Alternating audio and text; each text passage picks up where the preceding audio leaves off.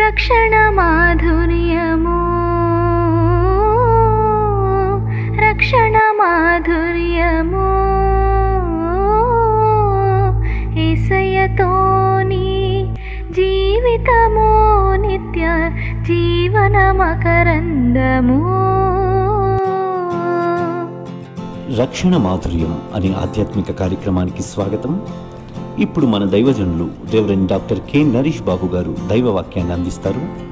అందరం శ్రద్ధగా విని దైవ దీవెనలు పొందుకుందాం. దేవుని యొక్క వాక్యాన్ని మనము జ్ఞాపకం చేసుకుందాం. Book of Zechariah 12th chapter first 3 వర్సెస్ని ఈరోజు బైబిల్ రీడింగ్గా చదువుకున్నాం. జకరియా గ్రంథంలో నుంచి కొన్ని మాటలు ఈరోజు మనము దేవుని గురించి తెలుసుకోబోతున్నాం. పిల్లరా, బబులోనులో చెరకు వెళ్ళిన తర్వాత ఇశ్రాయేలీయులు అక్కడ జన్మించినటువంటి వ్యక్తి జకరియా. చెరలోనే ఈయన జన్మించినట్లుగా చూస్తున్నా, అంటే బబులోను చెరకాలానికి తర్వాత సంబంధించినటువంటి ప్రవక్త అన్నమాట ఈయన, జకరియా ప్రవక్త. He is the one of the minor prophet, చిన్న ప్రవక్తల్లో ఈయన ఒకడు. ఈయన హగ్గై అనే ప్రవక్తకు సమకాలీకుడుగా ఉన్నాడు. పిల్లరా, మీరు బైబిల్ చదివితే బైబిల్లో సుమారు 30 మంది జకరియాలు ఉన్నారు. అయితే ఈయనెవరండి అని మీరు అనుకున్నట్లయితే, ఈయన తండ్రి పేరు బెరక్యా, తాతగారి పేరు ఇద్దోకు. అయితే ఈయన బేసిక్గా యాజక కుటుంబంలోనే జన్మించాడండి. ఇర్మియా, యెహెజ్కేలు వలె యాజక కుటుంబంలోనే జన్మించినటువంటి వ్యక్తి ఇతను జకరియా. జకరియా అంటే అర్థము గాడ్ విల్ రిమెంబర్, దేవుడు జ్ఞాపకము చేసుకుంటాడు, దేవుడే జ్ఞాపకము చేసుకుంటాడనేటువంటి అర్థం వస్తుంది. ఈయన ప్రవచించిన ప్రవచనాల గురించి మనం ఆలోచిస్తున్నాం. పిల్లరా, ఏమిటి ఈ విషయాన్ని మనం చూస్తే, ఇతన్ని దేవుడు ఇర్మియా లాగా బాల్యంలోనే పిలుచుకున్నాడు. ప్రవక్త సేవ కొరకు ఈయనని ప్రత్యేకించుకున్నాడు. ప్రవచించిన ప్రవచనాలు తక్కువే అయినా కూడా చాలా శ్రేష్టమైనటువంటి అర్థాలు ఉన్నట్లుగా మనం చూస్తున్నాం. పిల్లరా, ఏమిటి ఇక్కడ మనం చదువుకున్న వాక్య భాగంలో చూస్తే, యూదులు సుమారు 70 సంవత్సరాల పాటు బానిసత్వం తర్వాత దేవాలయం నిర్మించటానికి పూనుకున్నారండి. కానీ ఎన్నో ఆటంకాలు, చాలా ఇబ్బందులు వచ్చినాయి. కానీ ప్రార్థన మానలేదు. అసలే 70 సంవత్సరాల చెరకాలం తర్వాత దేవాలయ నిర్మాణానికి పూనుకుంటే 16 సంవత్సరాల పాటు ఆటంకాలు వచ్చినాయి వీళ్ళకి, ఇజ్రాయెల్కి. మనం చిన్న శోధన వస్తే ఆగిపోతాం, చిన్న శ్రమ వస్తే వెనకంజి వేస్తున్నావేమో. 16 సంవత్సరాల పాటు వీళ్ళకి ఆటంకాలు వచ్చినాయండి. తర్వాత ప్రార్థనాపూర్వకంగా జకరియా ప్రవచించాడు. దేవుని ప్రజల ఉజ్వల భవిష్యత్తు గురించి ప్రవచించాడు. దేవుని గొప్పతనం గురించి ఆయన ప్రవచించినట్లుగా చూస్తున్నాం. దేవుని మహాకృపను బట్టి క్రీస్తు పూర్వం 516లో దేవాలయం నిర్మించడం పూర్తయింది. Praise the Lord. క్రీస్తుపూర్వం 516లో దేవాలయ నిర్మాణం పూర్తయింది పిల్లరా. సో ఈయన క్రీస్తుపూర్వం 480-70 మధ్య ఈ యొక్క పుస్తకాన్ని వ్రాసినట్లుగా బైబిల్ పండితులు తెలియజేస్తున్నారు. ఎందుకు ఇదంతా నేను మీకు చెప్తున్నాను? దేవుడు తన ప్రజల విషయంలో ఏ గొప్ప కార్యమైనా చేయటానికి వెనకంజ వేయడు. ఆటంకాలు వస్తాయి, అడ్డుబండలు వస్తాయి, కానీ దేవుడు చేసే కార్యాలు ఏ మనిషి కూడా చేయలేడు అని చెప్పడానికి ఈ మాట తెలియజేస్తున్నాను. దేవుడు పనిని మనము ప్రారంభిస్తే ఎన్ని ఇబ్బందులైనా సరే తుదముట్టించువాడు యెహోవాయే. Praise the Lord. కారణం, యుద్ధము యెహోవాదే మనకి తెలుసు కదా. ఆయన గొప్ప దేవుడు, గొప్ప కార్యాలు చేస్తాడు ఆయన. ఆటంకములున్నా, అడ్డుబండలున్నా, నువ్వు చిన్నదానివైనా చిన్నవాడివైనా, నీ వయస్సు చిన్నదైనా, ఏది ఏమైనప్పటికీ కూడా నీలో ఉన్న దేవుడు లోకములో ఉన్నవాని కంటే గొప్పవాడు. హల్లెలూయా. ఆయన గొప్ప కార్యములు చేస్తాడు. ఈరోజు ఆయన చేసిన గొప్ప కార్యములు ఏమిటో తెలుసుకుని ఆయన బాహాటంగా ఆరాధించాలి. So today topic of the message, Lord's big works. Lord's big works, ప్రభుని గొప్ప కార్యములు. ఈరోజు వాక్యం యొక్క అంశము ప్రభుని గొప్ప కార్యములు. ఈ సృష్టిలో చేసిన ప్రతిదీ కూడా దేవుడు గొప్ప కార్యాలే. ఎందుకంటే ఏ మనిషి కూడా చేయలేడు కాబట్టి. ఎంత సైన్స్ టెక్నాలజీ కూడా డెవలప్ అయినప్పటికీ కూడా దేవుడు చేసిన కార్యాలు ఎవరు చేయలేరండి. ఎందుకంటే ఆయన కన్నా గొప్పవారు, దేవుని కన్నా గొప్పవారు ఎవరు లేరు. మనిషి అనుకోవచ్చు, నేను చాలా క్రియేటర్ని, చాలా చేస్తానని. కానీ దేవుని కన్నా మనిషి గొప్పవాడు ఎప్పటికీ కాడు. ఇది ప్రతి ఒక్కరూ అంగీకరించాల్సిందే. Lord's big works. ఎందుకంటే దేవుడి కన్నా గొప్పవాళ్ళు ఎవరు లేరు. చూద్దామా ఒకసారి హెబ్రీ పత్రిక 6వ అధ్యాయము 13వ వచనం చదువుకుందాం ఒకసారి. Book of Hebrews chapter 6 13th verse, ఆ తర్వాత 16th వర్స్ కూడా చదువుకుందాం. ముందు 6:13 చదువుదాం. దేవుడు ఆ. అబ్రహామునకు వాగ్దానము చేసినప్పుడు ఆ. తనకంటే ఏ గొప్పవాని తోడు అని ప్రమాణము చేయలేకపోయెను. చూస్తున్నారా? మళ్ళీ ఇప్పుడు 16 వచనం. మనుషులు తమకంటే గొప్పవాని తోడు అని ప్రమాణము చేతురు. వారు ప్రతి వివాదములోనూ వివాదాంశమును పరిష్కారము చేయునది ప్రమాణమే. చూస్తున్నారా? నమ్మకానికి, ఓర్పుకి చక్కని ఉదాహరణ ఎవరంటే అబ్రహాం. దేవుడు అబ్రహాముకి వాగ్దానం చేశాడు, నేను చూపించే దేశానికి వెళ్ళు, మాట్లాడొద్దు, వెళ్ళు, నేను ఉన్నమన్న సంవత్సరాలు అక్కడ ఉండాలి, మళ్ళీ అక్కడి నుంచి గుడారం పీకి వెళ్ళమన్న చోటకు వెళ్ళు. ఆ నమ్మకంతో ప్రయాణం చేశాడు, ఓర్పుతో ప్రయాణం చేశాడు అబ్రహాం. ఇగో నేను నీకు సంతానం ఇస్తాను అని ప్రమాణం చేసేటప్పుడు దేవుడు ఏం చేశాడంటే, దేవుని తోడు, నాకంటే గొప్పవారు ఎవరు లేరు కాబట్టి నా తోడు అన్నాడు. ఇక్కడే మనం అర్థం చేసుకోవాలి. ఒక మనిషి ఒట్టేసేటప్పుడు, ప్రమాణం చేసేటప్పుడు, ఇదిగో వాళ్ళ తోడు, మా అమ్మ తోడు, మా నాన్న తోడు అట్లా అనరు. ఆకాశం తోడు, భూదేవి తోడు. ఒరే ఇక్కడి నుంచి నేను నిజమే మాట్లాడుతున్నాను, శపథం చేస్తున్నాను, నేను దేవుడు తోడు అంటే ఇక ఎవరు నోరెత్తలేరు. ఇక ఎందుకంటే ఇక దేవుడే ఆ మాట అన్నాడు అనుకోండి, ఇక ఆయన్నేమి అడగలేంగా మనం. దేవుడు నాకంటే గొప్పవాడిని తోడని చెప్పలేదు. కారణం ఏంటంటే ఆయనే గొప్పవాడు, ఆయన కన్నా గొప్పవాడు ఎవరూ లేరు. గొప్పవాడు కాబట్టి గొప్ప కార్యాలు చేస్తారు. అబ్రహాముకు వాగ్దానం చేసేటువంటి విషయంలో దేవుడు తన తోడే చెప్తున్నాడు, నా ప్రమాణం, నా తోడు ప్రమాణం, నేను నిన్ను ఆశీర్వదిస్తాను, నువ్వు అడుగు పెట్టిన చోటల్లా ఆశీర్వదిస్తాను, నీ సంతానాన్ని విస్తరింపచేస్తాను. దేవుడు గొప్ప దేవుడు, ఆయన కార్యాలు కూడా గొప్పగానే ఉంటాయి. ఒట్టేసేటప్పుడు ఎక్కడైనప్పటికీ కూడా ప్రమాణం చేసేటప్పుడు దేవుడు తోడు అంటారు అంతే. దేవుడు ఎనడలే అనుకుంటారు కొందరు. దేవుడు ఏమన్నాడు, ఆకాశం తోడనొద్దు, భూమి తోడనవద్దు, చెప్తానే ఉన్నాడు అన్నీ అవి నావే, మీరెవరు దాని మీద హక్కు. కానీ అబ్రహాముకు చేసేటప్పుడు దేవుడు నా తోడు అన్నాడు. ఆయనకన్నా గొప్పవారు లేరు కాబట్టి. So what are they Lord's big works? దేవుని గొప్ప కార్యములు ఏమిటి? అవి మనం తెలుసుకోబోతున్నాం. తెలుసుకుని దేవుణ్ణి ఆరాధించాలి. 3 కార్యాల గురించి ఈరోజు మీతో నేను చెప్తాను పిల్లలు. Come to our text book of Zechariah chapter 12 first verse నేను చదువుతున్నాను, జాగ్రత్త వినండి. దేవోక్తి ఇశ్రాయేలును గురించి వచ్చిన యెహోవా వాక్కు, ఆకాశ మండలమును విశాలపరచి. దేవుని మొదటి గొప్ప కార్యం ఏంటో తెలుసా అండి? ఆకాశ మండలపు విశాలత. The first Lord's big work ఏంటండి? Amplitude the heavens. Amplitude the heavens, ఆకాశ మండలపు విశాలత అండి. అంటే ఆకాశ మండలాన్ని విశాలపరచటం. అది ఎవరైనా మనిషి చేయగలడా? ఎవ్వరి వల్ల కాదు. ఈ కార్యమును బట్టి మనం దేవుని స్తుతించాలి. ప్రభువు ఈ ప్రపంచాన్ని అనగా విశ్వాన్ని తన రీతిలో మలుచుకున్నాడండి ఆయన. హల్లెలూయా. తన రీతిలో మలుచుకున్నాడు అంటే దేవునికి ఏదైనా కూడా సాధ్యమే. ఆకాశ మహాకాశముల పట్టజాలని దేవుడు ఈ ఆకాశ మండలాన్ని విశాలపరిచాడు. అందుకే మనం దేవుని ఆరాధించాలి, దేవుని కీర్తించాలి. ఈ మాట అర్థం చేసుకో. మార్టిన్ లూథర్ గారు ఈ మాట అన్నారు, దేవుడు శూన్యములోంచి ఏదన్నా సృష్టించగలడు, మానవుణ్ణి కూడా చేస్తాడు, మనిషిని కూడా చేస్తాడు. అయితే మానవుడు శూన్యం కానంత వరకు దేవుడు మానవుణ్ణి వాడుకోడు అన్నాడు.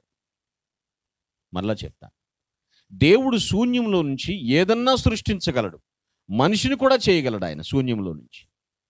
అయితే మానవుడు శూన్యం కానంత వరకు దేవుడు ఈ మానవుణ్ణి వాడుకోడు. అర్థం చేసుకోవాలి మనం. ప్రభువా నేనేమీ లేదు, నాదేమీ లేదు, అంతా నీ వల్లే నన్ను వాడుకో అంటేనే దేవుడు మనల్ని వాడుకుంటాడు. ఆకాశ మండలమును విశాలపరచటం అండి. చూడండి, ఆకాశాలు, సూర్యుడు, చంద్రుడు, నక్షత్రాలు ఇవేవి మాట్లాడవు. వాటి మౌన సాక్ష్యమే విశ్వవ్యాప్తం అన్నమాట. అవి మౌనంగా ఉండే సాక్ష్యం ఇవ్వడమే విశ్వవ్యాప్తం, మహాశక్తివంతం. అది దేవుడు అలా చేశాడు. ఆకాశం మనం తయారు చేయగలమా? సూర్యుడిని, చంద్రుణ్ణి, నక్షత్రాలని మనం అక్కడ పెట్టగలమా తీసుకెళ్ళి?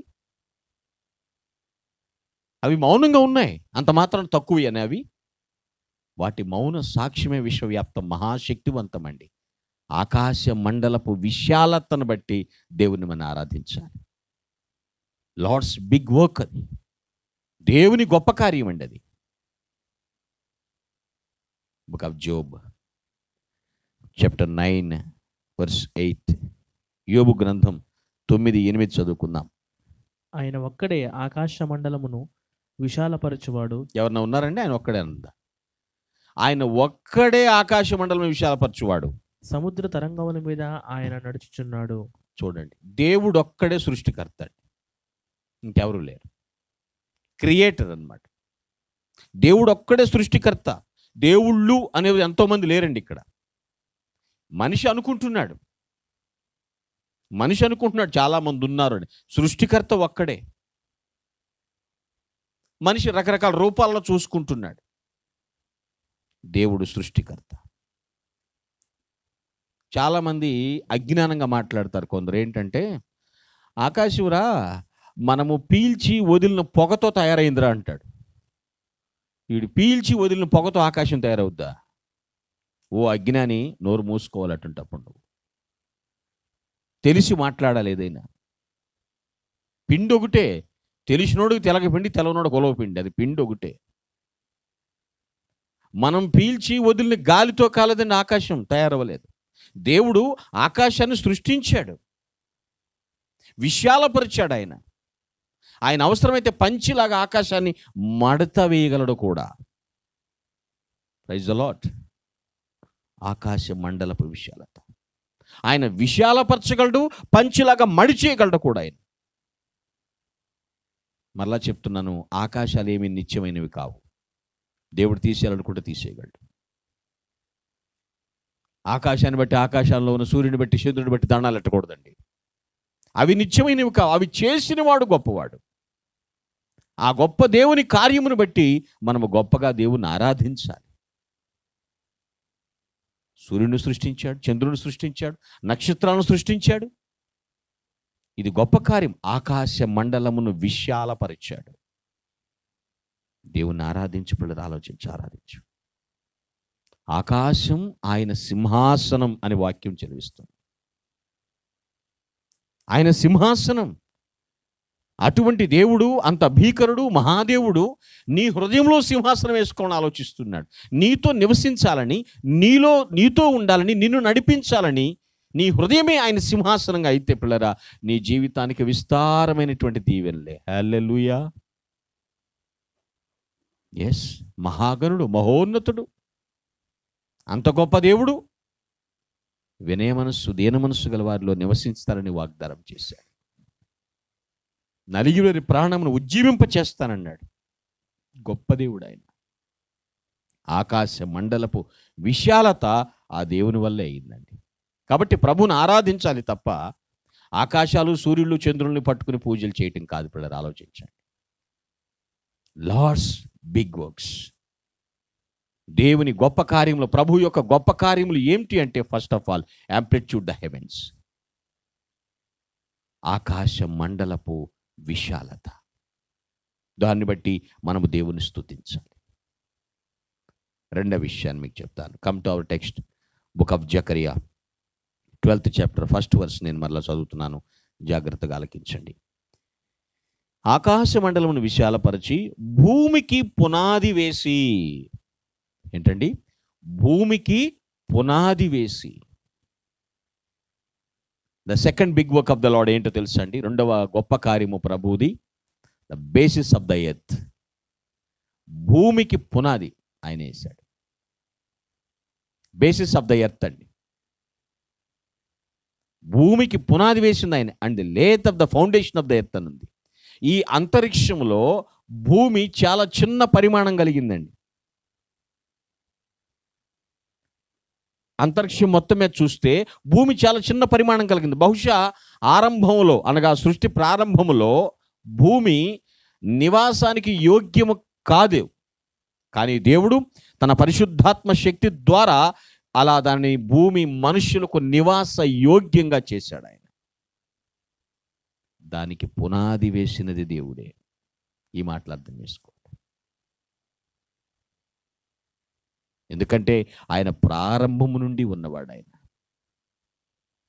భూమికి పునాది లేనప్పుడు, జగతికి ఏంటండి ఏమీ కూడా లేనప్పుడు, దేవుడు దేవుడు యేసే దేవుడు, మన దేవుడు దేవుడు యేసే దేవుడు, తరతరాలలో యుగ యుగాలలో జగ జగాలలో దేవుడు దేవుడు యేసే దేవుడు. భూమికి పునాది వేశాడు. అది ఆయన దేవుని గొప్ప కార్యం. అది ఏ మనిషి చేయలేడు. 100 అంతస్తుల భవనానికి పునాదులు వేయొచ్చేమో, కానీ అదైనా భూమి మీద కట్టాల్సిందే. ఏ భవంతైనా భూమి మీద కట్టాల్సిందే. కానీ భూమికి పునాది వేసింది ఎవరు? దేవాది దేవుడు. ఇది ప్రభుని గొప్ప కార్యం. ఇది బుక్ ఆఫ్ శామ్ 102 verse 25, 102వ కీర్తన 25వ వచనం చదువుదాం. ఆదియందు నీవు భూమికి పునాది వేసితివి, ఆకాశములు కూడా నీ చేతి పనులే. చూస్తున్నారా? ఇందాక ముందే చదువుకున్న ఆకాశము దేవుడి చేతి పని. ఆదియందు నీవు భూమికి పునాది వేసి కీర్తనకారుడు చెప్తున్నాడు. ఏమండి, పునాది లేకపోతే దేనికైనా కష్టమే కదా. ఎంత సుందరమైన కట్టడమైనా పునాది లేకుండా ఎట్లా కడతావు? ఇప్పుడు మనిషి నివసిస్తున్నాడు భూమి మీద అంటే దీనికి పునాది వేసినది ప్రభు. భూమికి పునాది లేకుంటే చాలా కష్టం అండి. ఈ మాటకు మనం అర్థం చేసుకున్నాం. భూమి కదలకుండా దేవుడు ఏం చేశాడండి? స్థిరపరిచాడు.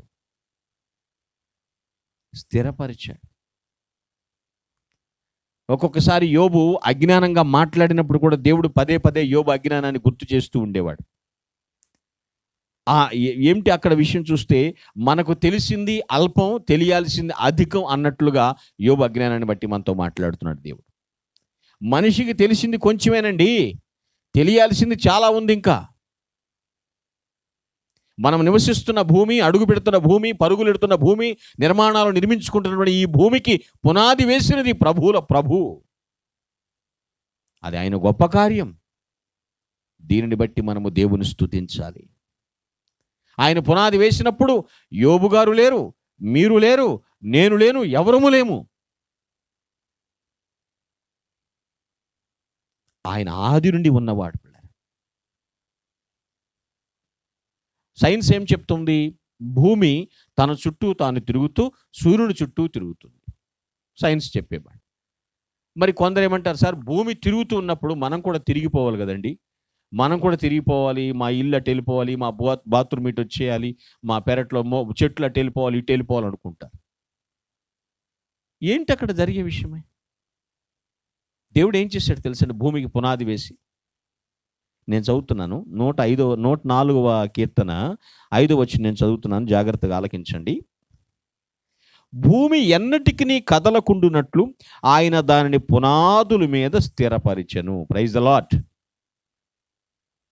భూమి తన చుట్టూ తాను తిరుగుతుంది, సూర్యుని చుట్టూ కూడా తిరుగుతుంది. నేను సైన్స్ తప్పు చెప్పట్లేదు, కానీ మనము తిరగట్లేదు అంటున్నావు కదా. ఎన్నటికీ కదలకుండునట్లు పునాదుల మీద ఏం చేశాడండి? స్థిరపరిచాడు. ఇది అర్థం చేసుకోవాలి. పునాది వేశాడు, దాన్ని స్థిరపరిచాడు. మనం అట్లాస్ బొమ్మ చూస్తాం, మోస్తున్నట్టుగా, భూమిని మోస్తున్నట్టుగా, భూగోళం మొత్తం మోస్తున్నట్టుగా. భూమికి పునాది వేసిన వాడు ప్రభు అండి. ఇది దేవుని గొప్ప కార్యం. దీనిని బట్టి దేవుని స్తుతించాలంతే, ఆ ఘనపరచాలి ఆయన్ని. ప్రభువా, నేను ఇప్పుడు నివాసం ఉండడానికి కారణం ఈ భూమి మీద నేను నివసిస్తున్నానంటే అది నువ్వు పునాది వేశావు. ఈ మాట అర్థం చేసుకోండి. కొందరు ఈ భూమిని భూదేవి అంటారు, భూమాత అంటారు, కొందరు భూలక్ష్మి అంటారు, కొందరు మరి కొందరికి రియల్ భూమ్, అది తెలిసిన విషయమే. భూమికి పునాది వేయబడింది. భూమికి పునాదే లేకుంటే మనం అడుగు ఎక్కడ మోపుతామండి? ఆకాశ మండలమును విశాలపరిచాడు, మనం నివసిస్తున్న ఈ భూమికి పునాది వేశాడు. జాగ్రత్త, ఈ సంగతులు తెలియకుండా నీ విచ్చలవిడిగా విచ్చులుగా తీస్తే భూకంపాలు కూడా తీసుకొస్తున్నాడు. ఎర్త్క్వేక్స్ కూడా మనం అనుభవిస్తున్నాం. అంటే స్థిరపరిచిన దేవుడే స్థానభ్రంశం కూడా చేయగలడు.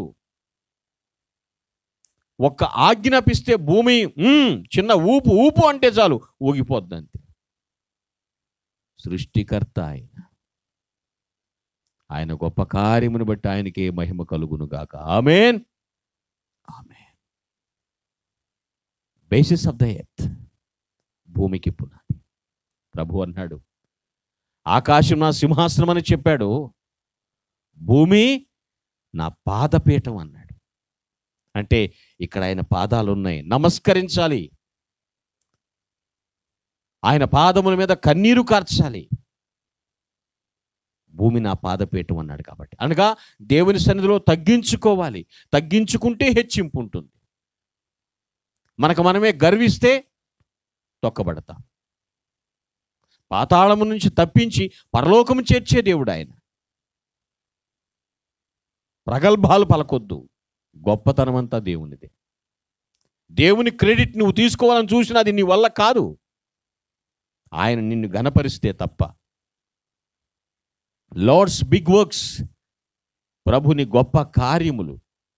ఆకాశ మండలమును విశాలపరిచాడు, భూమికి పునాది వేశాడు, కదలకుండా స్థిరపరిచాడు. మాట వినకపోతే భూకంపాలు వస్తాయి. పాపము నుంచి మళ్ళకపోతే, చెడు నుంచి తిరగకపోతే, దేవుని మాటకు తలొగ్గపోతే, వాక్య ప్రకారము గైకొనకపోతే భూమికి ఆజ్ఞాపిస్తాడు. భూమి ఒక శాంపిల్ స్ట్రోక్ ఇమ్మంటే చాలా ఊపు ఊపుద్ది అంతే. శాంపిల్ షాంపూ లాగా శాంపిల్ స్ట్రోక్ ఇమ్మంటే చాలు, దేవుడు ఆజ్ఞాపిస్తే చేయాల్సింది. భూమికి పునాది వేసినటువంటి దేవుని మనం ఏ విధంగా ఆరాధిస్తున్నాం, ఎంతగా దేవుని ఘనపరుస్తున్నాం మనం గమనిస్తున్నామా? ఏం చేశాడు దేవుడు నాకు? నా జీవితం ఏమి లేదే. నువ్వు ఈ భూమి మీదకి రాకముందు నీకు కావాల్సినవన్నీ కూడా దేవుడు సమకూర్చాడు. హల్లెలూయా. నీకేది అవసరమో అన్నీ కూడా సృష్టించి పెట్టాడు ఆయన. నీకేది అవసరమో అన్నీ కూడా తీసుకొచ్చి పెట్టాడు. నాకేం చేశాడు? కొంతమందికి ఎన్ని మేళ్ళు చేసినా పందికి పరగడుపు లాగానే. పందికి పరగడుపు అంటే ఏంటి? ఎంత తిన్నా అశుద్ధాన్ని ఇంకా ఏదో తినాలన్నట్లుగా. ఎన్ని మేలులు చేసినా కొందరు అలాగే ఉంటారు. నేను ఓ మాట సూటిగా చెప్పాలనుకుంటున్నాను. నీకు నాకు దేవుడు చేసిన గొప్ప మేలు ఏంటో తెలుసా అండి? ఇంకా మనం ఈ భూమి మీద బ్రతికి ఉండడమే. Praise the Lord. మన గొప్పతనాన్ని బట్టి బ్రతికలేము ఇక్కడ. మనకేదో గొప్ప ఆధిక్యత ఉందని మనల్ని ఇక్కడ ఉంచి మనల్ని అందలం ఎక్కించట్లేదు ఆయన. ఆయన కృపను బట్టి మనం బ్రతుకుతున్నాం భూమి మీద. ఇది దేవుడు చేసిన గొప్ప మేలని గుర్తించాలి మనం ఎప్పుడు కూడా. ఆలోచించు. దేవుని స్తుతిస్తున్నావా? ప్రభు యొక్క గొప్ప కార్యాలను బట్టి గొప్పగా దేవుని ఆరాధిస్తున్నావా? ఆకాశ మండలమును విశాలపరిచినవాడు, పగటికి పగలు వెలుగు, రాత్రికి రాత్రి చక్కని వెలుగు, చంద్రుడిని నక్షత్రాలను సిద్ధపరిచి నీవు ప్రకాశమానమైనటువంటి జీవితం జీవించటానికి ఆకాశ మండలమును విశాలపరిచిన దేవుణ్ణి ఆరాధిస్తున్నావా? భూమికి పునాది వేశాడు ఆయన. ఈ భూమి మీద నీకు నివాస యోగ్యముగా దీన్ని మార్చాడు. దేవుణ్ణి ఆరాధిస్తున్నావా? దేవునికి ఇవ్వాల్సిన మహిమను దేవునికి చెల్లిస్తున్నావా? మనుషులకు ఆపాదిస్తున్నావా? ఆయన ఆరాధనకు యోగ్యుడు అని ఎందుకు అంటున్నానో తెలుసా? మానవులెవ్వరూ చేయలేని గొప్ప కార్యములు ఆయన చేసి చూపించాడు. ఇప్పటికీ మన కళ్ళ ముందు సాక్షాత్కారంగా ఉన్నాయి అవన్నీ కూడా. దేవుని ఆరాధించాలి, దేవుని ఆరాధించాలి. 2 విషయాలు చూసుకున్నాం. 3వది ఆఖరి విషయం మీకు చెప్తాను. Come to our text, book of Zechariah 12th chapter 1st verse. ఆకాశ మండలమును విశాలపరిచి భూమికి పునాది వేసి మనుష్యుల అంతరంగములో జీవాత్మను సృజించు. మనుష్యుల అంతరంగములో జీవాత్మను సృజించు. ఇది ఎవరి వల్ల అవుతుందా? శరీరంలో ఏ అవయవం పోతే అవయవం మార్చేస్తున్నారు. ఏది కావాలంటే లివర్ కానీ, కిడ్నీలు కానీ, మరొకటి కానీ, గుండె మార్పిడి కానీ అన్నీ చేసేస్తున్నారు. అసలు ఆయువు, జీవాత్మ ఎవరు ఇస్తారు? ఇది దేవుడే చేయగలడు. ఇది దేవుని గొప్ప కార్యం కాబట్టి దేవుని స్తుతించాల్సింది. So thirdly, creation the spirit in man. Creation the spirit in man. మనుష్యుల అంతరంగాలలో జీవాత్మ సృష్టి. మనుష్యుల అంతరంగాల్లో జీవాత్మ సృష్టి అనేది ఇది ప్రభు గొప్ప కార్యం అండి. ఇది ఎవరు చేయలేరు ఈ పని. ఆయనే సృష్టించాడు. అంటే శూన్యములో నుండి సృష్టిని, మట్టిలో నుండి మనిషిని తీయగల సమర్థుడండి ఆయన. ప్రభుని ఎందుకు ఆరాధించాలన్న క్వశ్చన్ చేస్తే మనం చెప్పాల్సింది, శూన్యంలో నుండి సృష్టిని, మట్టిలో నుండి మనిషిని తయారు చేసి జీవదాతగా జీవాత్మను మనలోకి పంపించాడు. ఆయన జీవవాయువుని ఊదగా నరుడు జీవాత్మాయను. ఎవరినో ఒక మనిషి చనిపోతే జీవుడు పోయాడు రో అంటారు. జీవుడు పోయాడు.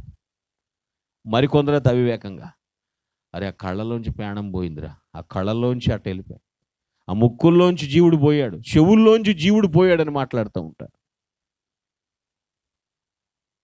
శూన్యంలోంచి సృష్టిని, మట్టిలోంచి మనిషిని తయారు చేసి జీవాత్మ ద్వారా మనల్ని జీవింపచేశాడు ఆయన.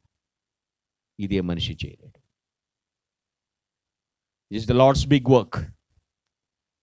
ఇది ప్రభు యొక్క గొప్ప కార్యం అండి. ఇది గొప్ప కార్యం. ఇది దీన్ని బట్టి దేవుని ఆరాధించాలి. ఈ జీవాత్మ జంతువుల్లో లేదు, పక్షుల్లో లేదు.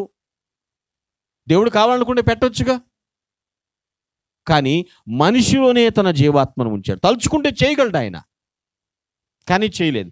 మానవ విశిష్టత వేరు. Praise the Lord. మానవుని విశిష్టత వేరండి. గుర్తుపెట్టుకోండి విషయాన్ని. కావాలంటే పక్షులు కొంచొచ్చు, జంతువులు కొంచొచ్చు, కానీ ఇవ్వలేదు ఆయన. దేవుని వాక్యాన్ని అర్థం చేసుకోండి. దేవుడు మనలో తనను చూసుకోవాలనే తన ఆత్మను మనలో ఉంచాడు. హల్లెలూయా. మనలో తనను చూసుకొనుట. ఎందుకు మనలో తన జీవాత్మను ఉంచి మనల్ని జీవింప చేస్తూ ఉన్నాడు అంటే మనలో తనను చూసుకోవాలని ఆయన. నువ్వు ఎలాగుండావో చూసుకోవాలంటే అద్దం ముందుకు వెళ్తావు, ముఖంలో ఏ మచ్చలున్నాయా, ఎవరు ఏంటి అనేటువంటి విషయాన్ని. కానీ దేవుడు తను ఎలా ఉన్నాడో చూసుకోవడానికి నీ దగ్గరికి వస్తున్నాడు. నీలో తనను చూసుకుంటున్నాడు ఆయన.